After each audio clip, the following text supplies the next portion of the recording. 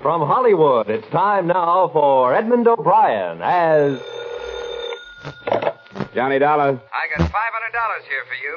And all I have to do is guess the mystery voice. Is it Julius Caesar? This is Western Union, and there's a message with it. Building irregularities suspected, Manhattan, Nebraska. Proceed there immediately. Stay Cheyenne Hotel. Will advise. Regards, Paul McGraw, Chief Investigator, Great Chesapeake Fidelity and Insurance Guarantee. Okay, thanks. Sounds like you're in for some real fun, Mr. Dollar. I am? During the war, I was stationed near Manhattan, Nebraska. Good town? Good town. It made a Texas Army camp look like the promised land.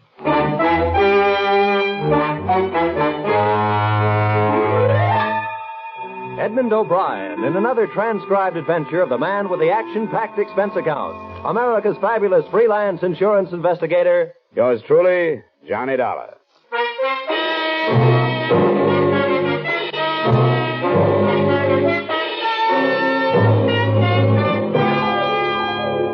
Expense account submitted by Special Investigator Johnny Dollar to Mr. Paul McGraw, Chief Investigator, Great Chesapeake Fidelity and Insurance Guarantee, Hartford, Connecticut.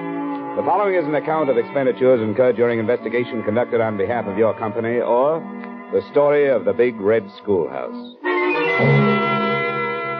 Expense account. Item, transportation, $134 plane fare, New York to Omaha. Item, transportation, $3.95 bus fare, Omaha to Manhattan, Nebraska, which a fellow passenger told me was a quiet, sleepy little town. But which seemed to be celebrating Rip Van Winkle Day as I stepped off the bus. Nobody was walking and everybody was running. I followed the crowd in the general direction of the excitement. 2 blocks north of the main street, the fire crews were hard at work playing the hoses on what was very shortly not going to be the new high school building. And that's where a little man with black curly hair introduced himself. I am Paco Gonzalez. I carry those bricks myself. Watch fine new school grow up under my own hand. What's the matter? How come these buildings I worked so hard on for 16 months goes down in 16 minutes, huh? I ask you, mister, how come these... Oh, now, calm down. What are you talking about?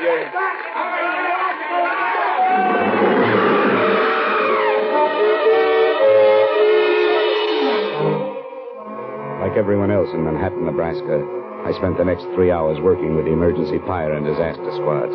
And by 8 o'clock that night, we seemed to have it under control. I finally dragged myself over to the Cheyenne Hotel. But before I could leave the front desk, I had a long-distance call from you, McGraw. Johnny, where have you been? I've been trying to There's been a big fire here in town. Everybody had to work on it. Did Joe Stankovich get in touch with you yet? Who's Joe Stankovich? A guy who lives there. He tipped us, said something about a building we're covering being in bad shape. What building's that? A new high school, just put up 6 months ago. And it fell down tonight. What? In a heap. The building will retail now at a junkyard for about $35. Well, you better start with this Joe Stankovich and see what it's all about, Johnny. Right. Mac, I'll keep in touch. So long. So long.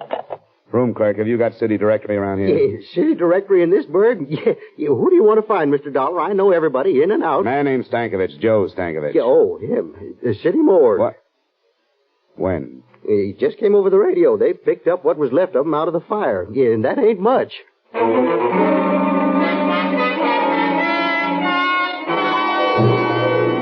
Joe Stankovich had no survivors and no close friends. He lived in the basement of the school and kept to himself.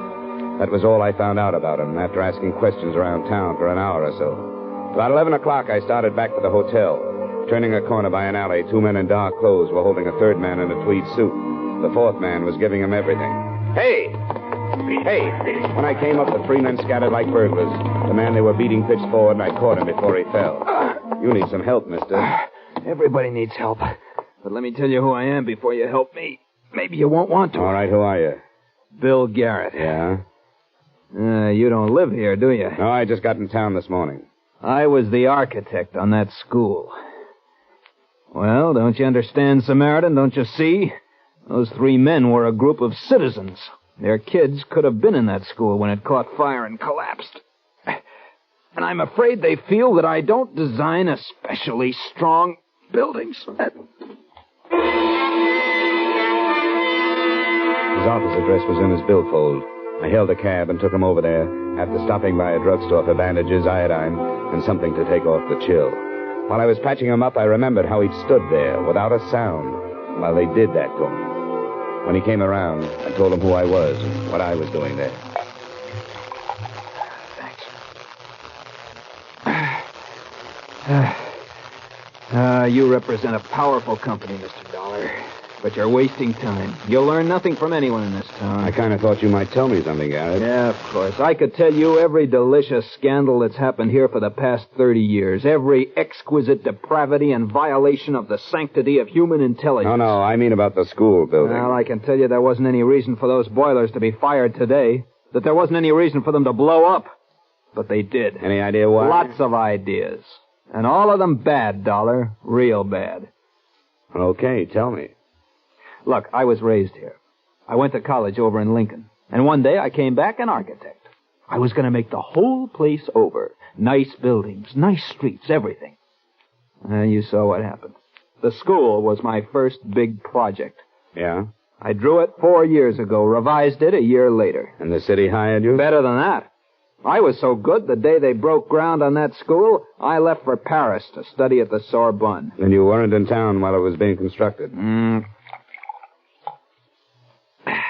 I was out learning how to build even better things. I got back in town 4 days ago. I went over to see my building. Well, here's a laugh for you. They used my outside drawing, that's all. Looked like they made up the rest of it as they went along. I went over to see the building contractor to ask him about it. Double talk. He told me to keep my mouth shut if I ever expected to do any more work for the city. This building contractor, what's his name? He has a perfect name, Dollar. A fine, sunburned man with lots of good teeth and not an ounce of fat on his broad frame. Big Jim Madden. Where can I find him?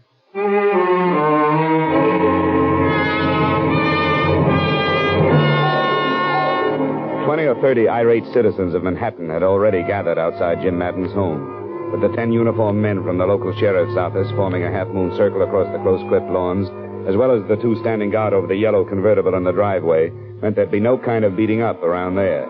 My identification card got me inside, where I waited around in a den that was stocked with good liquor and good leather chairs. Finally, a big man in a blue suit walked in. Dollar? Uh-huh. I'm Jim Madden. You're the insurance man. What can I do for you? Tell me everything you can about that high school building.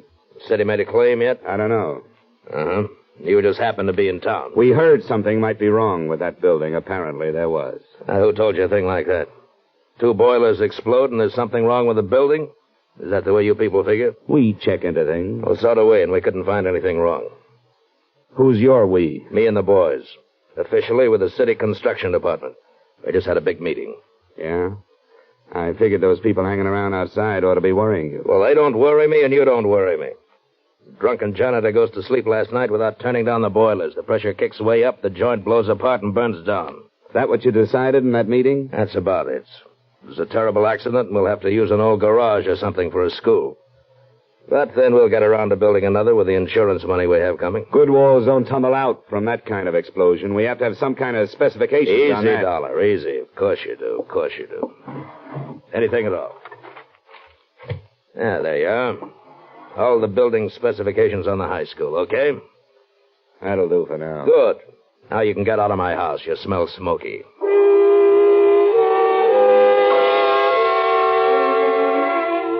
There were 50 pages of specifications on that building materials used in the construction of the school. They looked all right. They also looked as if they could have been forgeries. I tried to get hold of Bill Garrett, but he didn't answer his phone. Then I noticed an inspection receipt at the back of the folder. It was signed by the local building inspector, a man named Mike DeGuerra. You stay up late, whoever you are, but come on in anyway. The woman standing in the doorway was tall and blonde and smoking a longer than you can buy cigarette that went with the black filmy thing she was wearing. You say your name's Johnny Dollar and you want to talk to Mike, huh? I'm Vivian DeGuerra, and Mike isn't home just now, but you can wait for him and talk to me. I'm not bad company. Oh, would a drink help? Help what? Whatever's wrong with you. You look tired. It might, but I'd rather not. I just came by to talk to your husband. You said that. What do you want to talk to him about? Business. At 1 in the morning? Look, you probably missed your dinner tonight, and you've been getting all your nourishment out of a bottle. And you're kind of afraid Mike will walk in? No, Mike DeGuerra won't walk in. He's already walked out. And you're feeling kind of sorry for yourself. Why, I didn't... A man, if he lives in a place, is an ashtray or a picture or yesterday's sports section lying around the front room. There's nothing like that in this room. And if I walked over to that closet 10 to 1, I wouldn't find any of his clothes. Come on, tell me. When did he lamb out of town? Stop, you're hurting my arm. Come on, when? 3 months ago. Get out of here. Why? Where is he? Find him and ask him. You're the detective.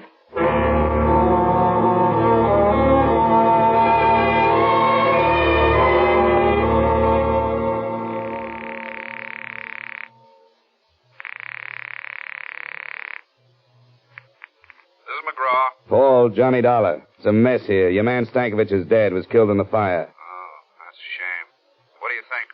Well, political wraparound. The school was a fix on something or other, dough somewhere, the town sewed up tight, all kinds mixed up in it, somewhere. Yeah, that kind of thing, huh? Well, stay where you are, Johnny. I'm sending you 8 men. If they want to play that way, we'll play that way. Get to the bottom of this. 3 seconds after I hung up the phone, I found out how much of a mess it really was. That's when my hotel door opened and a man lurched across the room toward me. Dollar. He stood in front of me, swaying back and forth, his hands clutching his coat. He fell before I could get to him. 3 bullet holes formed a neat trio across where his tie pin should have been. I ran my fingers through his coat, pulled out his wallet. The driver's license read Mike DeGuerra, age 39, occupation, building inspector.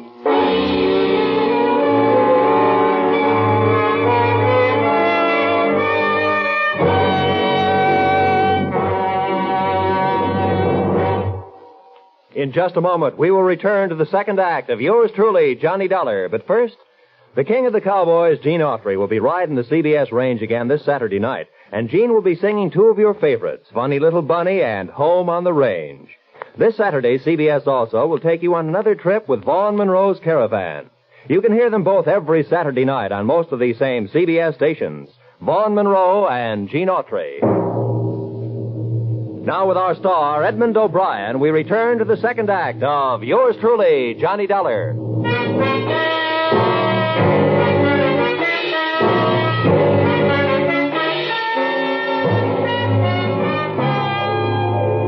After they took Mike DeGuerra's body to the morgue, the local constables held me all that night in custody. Several Cheyenne hotel employees, finding nothing better to do for excitement, finally showed up to certify that DeGuerra had come into the hotel already shot up. So I was clean, and they let me leave a little after dawn. When I got back to my room, Paul McGraw's contingent of operatives had already arrived. There was Ralph Haycraft from Continental, Carl Royal, Chip Hannigan, who handled the St. Louis diamond heist, Patty Phillips from Detroit, Rocky Andresano, reliable Jerry Cote, Tip Miller, Rod Cornile, and a guy who saved my life once in Denver, K.G. Peterson. Johnny, how are you? Hi, fine. Hey, how's everybody, huh? Chip, Patty, Ralph, good to see you. Chesapeake certainly spreading the dough around. What's the scoop, Johnny? This is a big one. It's going to take all of us. Now, if you'll sit down, I'll go over it for you. All right, here's the story. Chesapeake insured a high school building here about 6 months ago. Yesterday, it fell on its face. 1, it was not built to specifications, or 2, somebody blew it down, or both. In any case, we don't pay off. But we have to prove our case. Now, there are too many leads for one man to follow before they evaporate. The guy who signed the building inspection papers was killed last night, a guy named Mike DeGuerra. Carl and Chip, that's your job. Find out everything about him, his bank account, his friends, his troubles, his wife, everything. Oh, his wife, yeah, she's living at 113 South Street. You'd find a girl on Mount Everest, Johnny. Well, she's not my type, honestly. Rob and Tip, your man is the building contractor, Big Jim Madden. He's cocky, belligerent, but I think you guys can handle him. Run him down. Bank accounts, purchase orders, what kind of money he spends, so on. Patty and Ralph, find out everything about Stankovich, the janitor who was found in the ruins. Rocky and Jerry, start talking with anybody in town who might know anything. Bars, restaurants, street corners, teachers, pupils, anybody, anywhere. And report back to me anytime you want. Now, don't push anybody around, but don't let anybody push you guys around. Anyone have anything to say? Yeah, just one thing. Let's get this thing over so I can get back to Philadelphia. I'm about to become a father.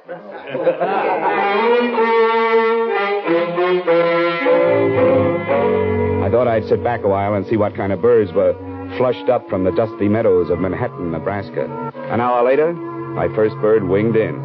But it wasn't at all what I expected. It was a tall, gray-haired man, His Honor, Mayor Randall. Mr. Dollar, I've seen the men you brought into town today, and I wanted to talk with you about them. Fine. What about in particular? The events of the past 24 hours in this town have been deplorable and grossly injurious to the public welfare. The collapse of our beautiful schoolhouse, the death of our beloved janitor Stankovich, and the untimely murder of one of our respected public servants, Mr. DeGuerra, all have grieved me deeply. None of which were caused by any of my investigators, Mr. Mayor. Oh, my purpose here is not a belligerent one, Mr. Dollar. On the contrary, I came seeking assistance. We are a small community with a rudimentary police force, not equipped for major criminal investigations. I want these matters brought to a head and cleared up. And I came to offer a complete cooperation between you and our municipal government. I never turned down cooperation, Mayor, and I'll accept yours. You can begin by telling me everything you know about the schoolhouse. Oh, certainly. It was commissioned 2 years ago, designed by William Garrett. Built by James Madden 6 months ago. The unfortunate Mr. DeGuerre inspected it and called it up to snuff. And on the basis of his official inspection, your company insured it. I had no idea until yesterday that it was an unsafe building. Was DeGuerre reliable? I know nothing about his personal life, Mr. Dollar, but in his job he was competent and above reproach. He couldn't have been competent if he approved an unsafe building. Yes, I wondered about that myself, but I'm not prepared at the moment with an answer. Where are the purchase orders for the materials used in that building? Purchase orders? Yeah. Purchase orders. I can't seem to recall. Well, they were undoubtedly destroyed along with other useless paper matters that were accumulated from the construction work. Material purchase orders are never useless when the building falls down afterwards. If you find them, I'd like to be invited in. Well, I will certainly look for them, Mr. Dollar. I want to cooperate with you in every way. I'm sure you do, and you'll hear from me when I need something. Thank you, Mayor, and good day. Oh, by the way, the city council will, of course, have to file an immediate claim with your company. We take the bitter with the sweet. I pondered his statement for a while and got nowhere. There are mayors, and this one was of the old school, full of cliches and overblown rhetoric and nothing else. In a little while, calls began coming in from the men. Chip reported that during the building construction, Mike DeGuerre had made 4 deposits of $5,000 each in the bank. His salary was $7,500 a year. I thought another talk with Mrs. DeGuerre was in order and made for her house. She answered the door with tears in her eyes, a black lace handkerchief, and a black dress. It was tight, satin, and low cut. Not exactly Emily Post for mourning, but it was black. Oh, Mr. Dollar, I'm glad you came. I'm so unhappy and lost. I can see. May I come in? Why not? Is there anything special you want, Mr. Dollar? I'm sorry to cut in on your hour of bereavement, Mrs. DeGuerre, but under the circumstances... I know. I'm not sure I can help you any. I'm so broken up. If you're not careful, you might drown in those tears. You cheap gumshoe. You dropped your act. Well, don't bother to pick it up. And that dance hall dress and shoes. Is that what you thought was expected of you? Look, this setup creaks from top to bottom. Come on now. Your late husband made $7,500 a year and deposited $20,000 in 6 months.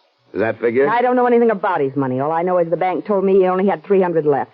What did he do with it? What do you think? He spent it on other women. Then why the tragic act? Not very good at it, am I? Not the best? And I really loved him. He loved me. We kicked it away because we both wanted more excitement than this town or his salary could give us. There was no place to go. We just didn't get along. He was out spending his money on other women, being a big shot. I can't blame him, though. I helped make him do it. What about the money? He got it for falsifying the school inspection papers, didn't he? Well, he didn't get it inventing the telephone. Who gave it to him? I don't know. Well, who do you think killed him? And why? I don't know that either. Oh, what do you know? Look, he didn't leave any insurance, see, and I got to live the best way I can. If I stay in this town, I got to keep friends. If I don't want to keep them, I got no choice but to move, and that takes money. I wonder what could possibly be on your mind. The company you represent handles insurance, doesn't it? 263 different kinds. Are you particular what kind of premiums you collect? We pay off on a lot of things. Just what kind of insurance were you thinking about, madam? $2,000 endowment. Got your pen? No. But my word's good at the cashier's cage. What do you got? I'm trusting you. Mike got that $20,000 from the Universal Rock Company for, quote, services rendered, unquote. You know who owns the rock company? Big Jim Madden? Close enough, Big Jim's brother. Last night, when Mike showed up in town, he was gunning for trouble. Why? He said they were going to make a patsy out of him. He wasn't going to take the rap for anybody, that's what he said. I think he ran out of money and came back to make a touch in exchange for disappearing again. And Madden shot him? I didn't say that because I don't know. Now, do I get my insurance? Yeah. If what you say is true, I'll have to check first. I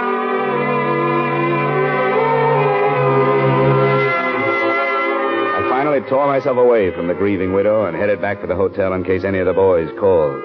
On my way down Main Street, getting the worst end of the local stairs, someone with a wrinkled coat and bourbon on his breath stepped out of a doorway and stopped me. Bill Garrett, the architect. Dollar? Yeah, Garrett, what is it? I finally got up courage enough to do something decent. Decent for me, anyway. For anybody else, it would be too low to talk about. What was it? Well, I'm not much of a lawyer, But they say there's a statute in the books that says a private citizen may commit a crime to prevent a greater crime from being committed and still go free. Is that right? Most states have it. I suppose Nebraska does, too. Well, I committed a crime. I'm a Fagin, that's what I am. So long, Garrett. I'm busy. Oh, now, Johnny, wait a minute. Now, just written on the head of a pin, it goes this way. I had a secretary in the mayor's office steal something from his private file. Here. The purchase orders for our humble contribution to ageless architecture, the Little Red Schoolhouse. Signed by no other spotless member of our model community than James G. Madden.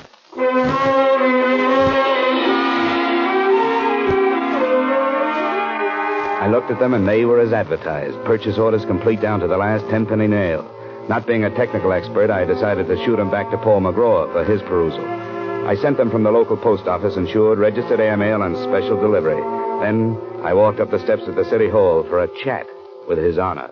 Good afternoon, Dollar. My door is open to you anytime. Glad you feel that way, and I hope you still do when I finish. You finish what, Dollar? Calling you a liar? Now, see here. Save the B-picture dialogue for your next campaign. I thought you told me the purchase orders on the schoolhouse were destroyed. Well, to my knowledge, they were. Look in your personal file. Folder marked Madden, personal, hold. I don't know what you mean. Go on, look. No, don't bother. Because all you'll find is an empty space. Oh. You ought to see your face, Mayor. I... Well, Mayor, they were in there, but somebody stole them and gave them to me. Yeah. I sent them to my company for examination. And I'm sure somebody's going to be in a jackpot when the material purchased doesn't come up to the specifications of the building. Dollar, this is outrageous. Indeed it is. And it was outrageous from the day your city started to build that school. Well, all right. I'll tell you why I did what I did. For money. Keep your filthy insinuations to yourself. Insinuation? Your Honor, that was a plain statement. I wanted to spare this city the loss of faith it would suffer, seeing one of its most prominent citizens exposed and driven out. A man is entitled to one mistake in his life, and Jim Madden is no exception. I planned to bring him to a private accounting and make him replace the money he made on that building and repair it to specifications. Only the tragedy occurred before I took matters in hand. You had 6 months to do it. And every day of that 6 months, 1,800 students might have been killed. And one man was killed. No one knows that better than I. But once having decided on this course of action, I didn't know how to go about rectifying things. My intentions were good, but they went astray in the interests of humanity and brotherhood. Mayor Randall, you are as full of wind as a Chicago street. You are not only windy, you're corny, stupid, careless, and you're criminal. On the strength of what you told me here, my company will never pay that claim. Dollar, I was trapped. Look, I'm going to pick up Madden right now, and Randall, I suggest that you give yourself up to your own police chief before I have him do it for me.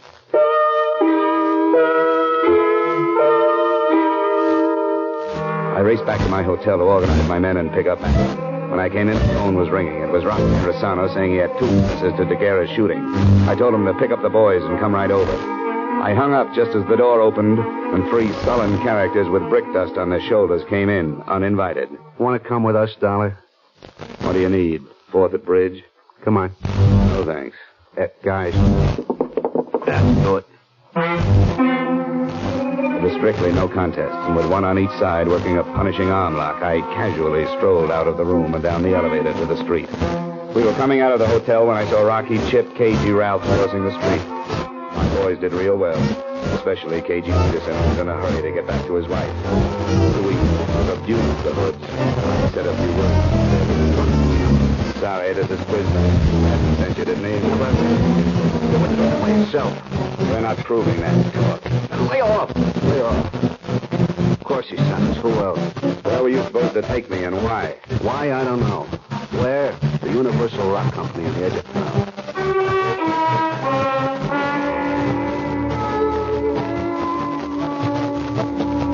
It was a huge, dusty building next to some intricate rock-crushing machinery. Parked in front of it were 3 cars.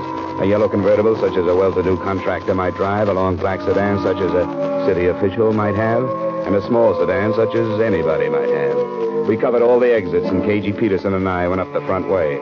We were halfway up to the offices when we pounded up to the landing just as Big Jim Madden staggered out of an open office and fell twisting on the stairs. Through the open door, I saw a flash, a black skirt, and a hand holding a gun that started jumping. Give me that. It's empty. Dollar. It's all right, Mayor. I'll get an ambulance out here as soon as I can.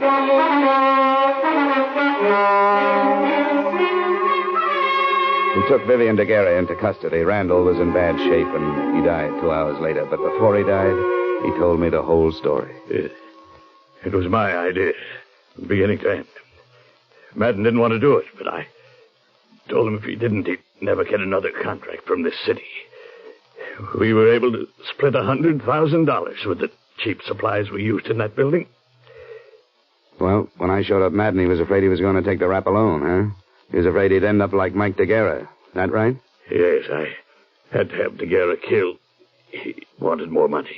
And you kept the purchase orders so you could make Madden do what you wanted him to do. When he found out that your company had them, he was going to turn both of us in. I talked him out of it. Yeah, with a gun. He's dead. He's better that way. Why, there's always a falling out among thieves.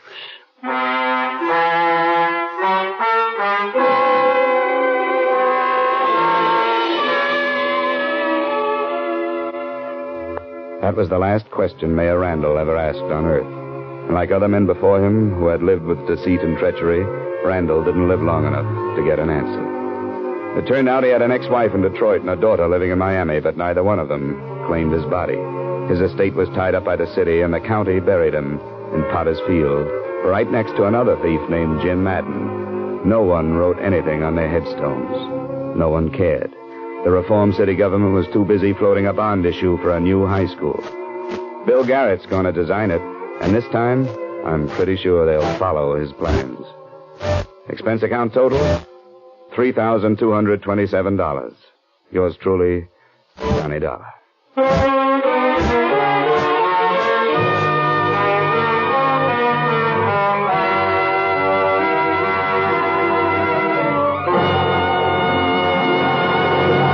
Yours truly, Johnny Dollar, stars Edmond O'Brien in the title role and was written by E. Jack Newman and John Michael Hayes, with music composed and conducted by Leith Stevens.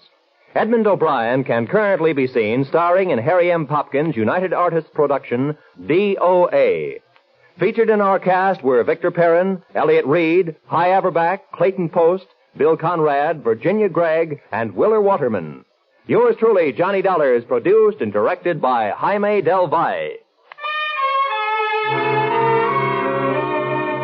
Join us next week when, from Hollywood, Edmond O'Brien will appear in another transcribed adventure of Yours truly, Johnny Dollar.